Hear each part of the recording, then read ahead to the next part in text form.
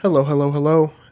It is the end of the year, which means that it is time for me to give to you a list that I have made that you did not ask for of the movies I watched this year. This is going to be my probably 15 or so favorite.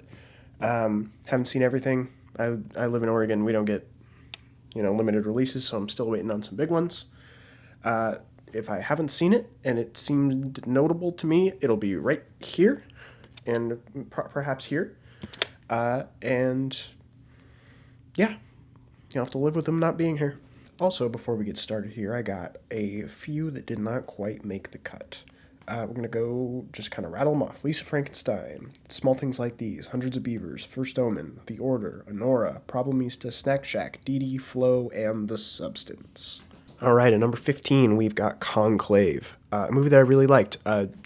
Wonderful ensemble piece, a fun little thriller. Ray Fiennes absolutely giving one of the performances of the year, in my opinion.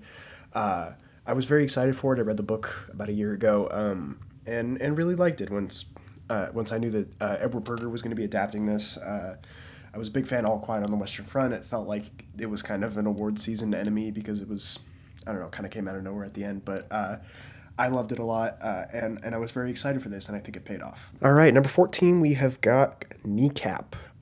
It's absolutely just like riotous time. I think it's on Netflix right now if anybody wants to go watch it. It's just about really a couple of kids trying to keep an important part of their culture alive.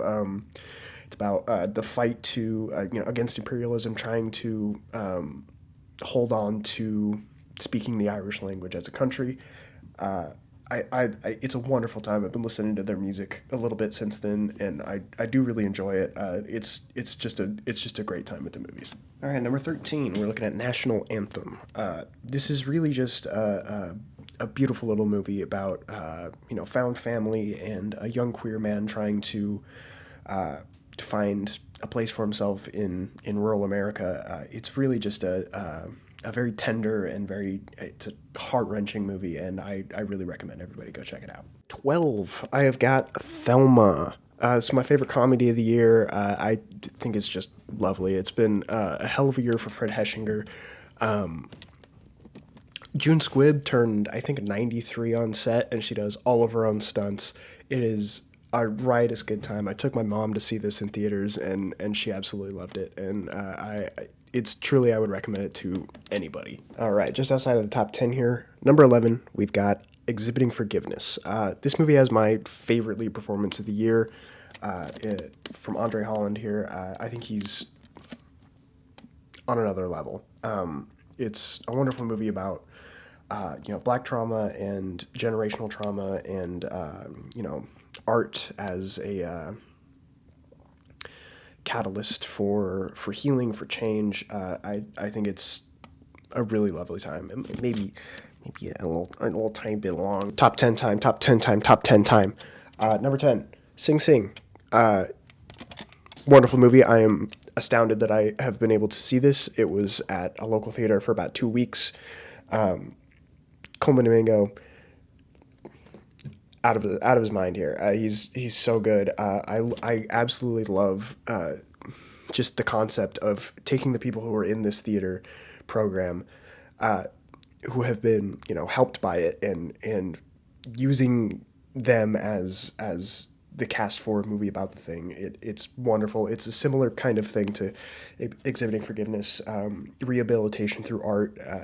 It's a really lovely, just hopeful story. And again, yeah, if it is available, if you're able to see it, please go do.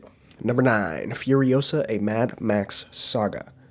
This thing is it's dusty and grimy and mean, and it's fucking awesome. Anya Taylor-Joy, the way that this performance is carried through very little dialogue, just acting with her eyes, is unbelievable. Chris Hemsworth, I don't know why we're not letting him do more stuff like this. He's got a big fucking prosthetic nose on, and he's losing his mind, and it's the coolest thing in the world. And I hope that the Australian government continues to subsidize George Miller's movies, because we need 150,000 more of these. Thank you. Number 8, the first of 2 Luca Guadagnino movies we'll be seeing on this list. Number 8 is Queer, a movie that I was really looking forward to at the beginning of this year. I read the book probably 4 or 5 months ago in anticipation of this, and I absolutely loved it. Daniel Craig is doing some incredible work here. He's so raw and tender, and it's another one of those things where it's like, I don't know why we don't let him do this more. I mean, he's a great action star. I love James Bond. I love, fucking layer cake, but he so embodies this character, and I think he's one of the more underrated actors working today, because he's so incredible. Same with Drew Starkey, more of a fresh face, but he's again very, very good here. I'm absolutely in love with the production design on this thing, a lot of the use of like miniatures, and the sort of pastel hues that it gives to the whole city. The way that it's edited, especially on the latter half of this thing, is unbelievable. I think that there's a sequence sort of in the last half hour or so, if you've seen it, you know what I'm talking about, where there's sort of this melding thing going on, and it's one of the most evocative images of the entire year. It's incredible. I loved it so much.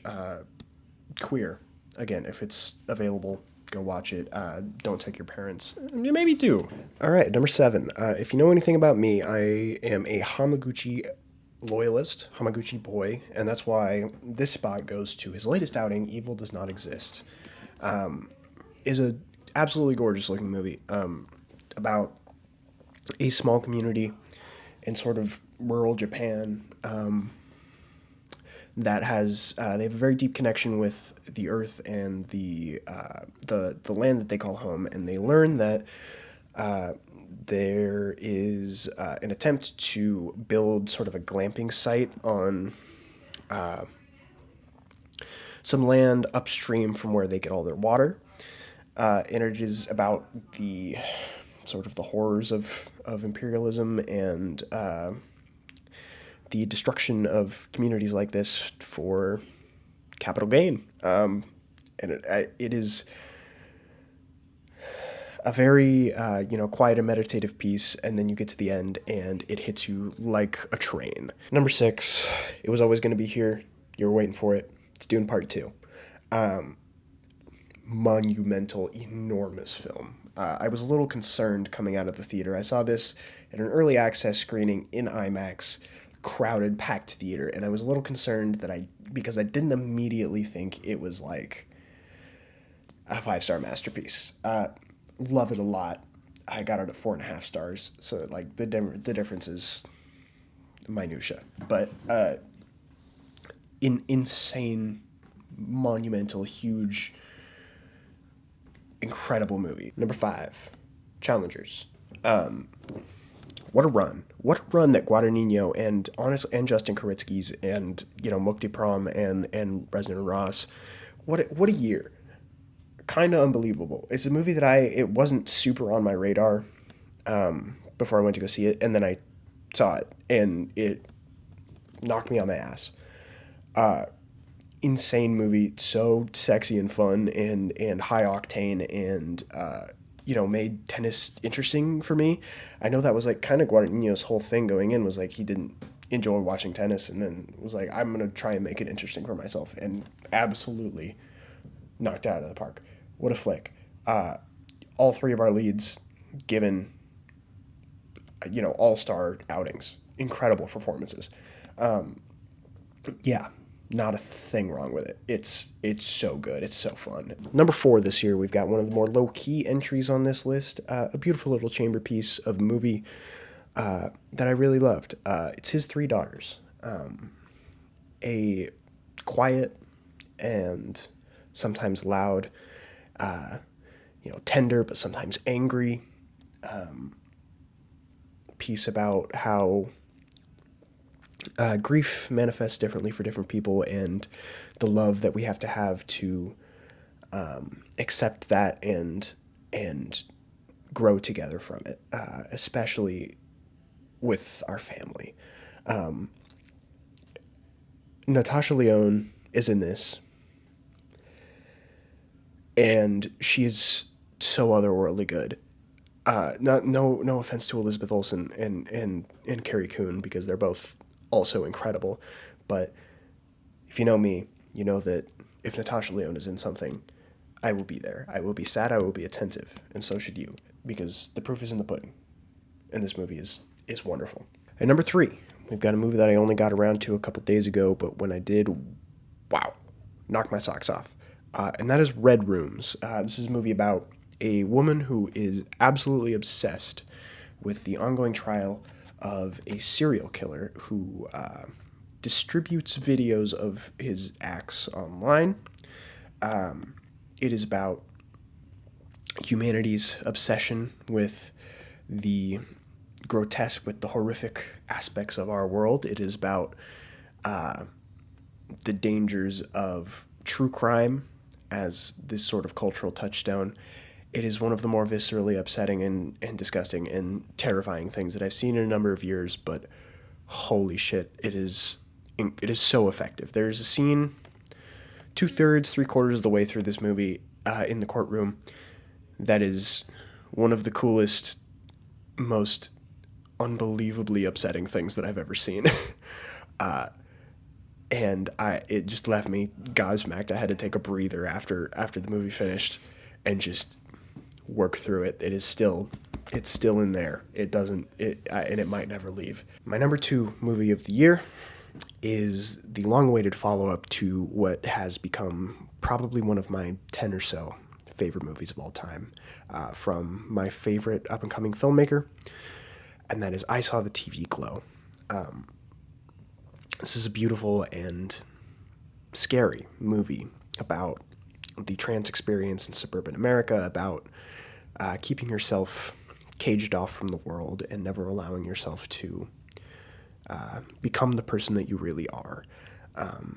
It is terrifying and beautiful and vibrant and dark, and it captures this feeling that I think both of their movies have about, growing up at a certain time period with access to certain things and how that affects how you navigate the world. Watching cable TV late at night, having access to the internet at too young of an age, and getting lost in what you find there. And I resonated with it deeply, and I'm very happy that it exists. And that being said, my number 1 movie of the year is one that I never expected, that I saw one day just sort of on a whim, and one that I'm pretty sure is going to become an all-time favorite for me, and that is Bertrand Bonello's The Beast. This is a lifetime-spanning pseudo-anthology, Lynchian horror, sci-fi, romance, epic. I think that's about the best, most succinct way to put it. It is a movie that I think at its core is about the necessity of lived experience, about living a life that you can share with others, that you can be proud to share, and the horror of that being stripped away from you.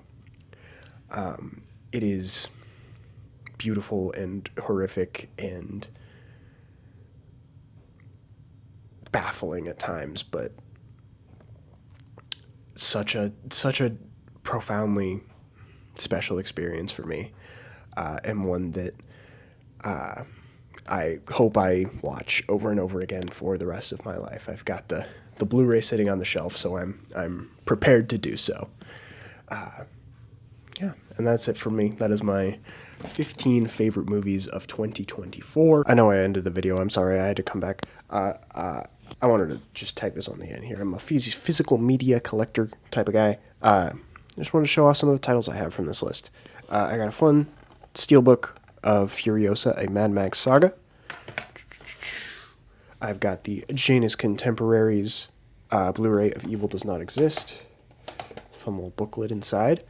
We've got the 4K UHD of Dune Part 2. regular ass Blu-ray of Challengers because they never released anything better. I've got the Fun A24 Blu-ray of I Saw the TV Glow. Very happy to have that.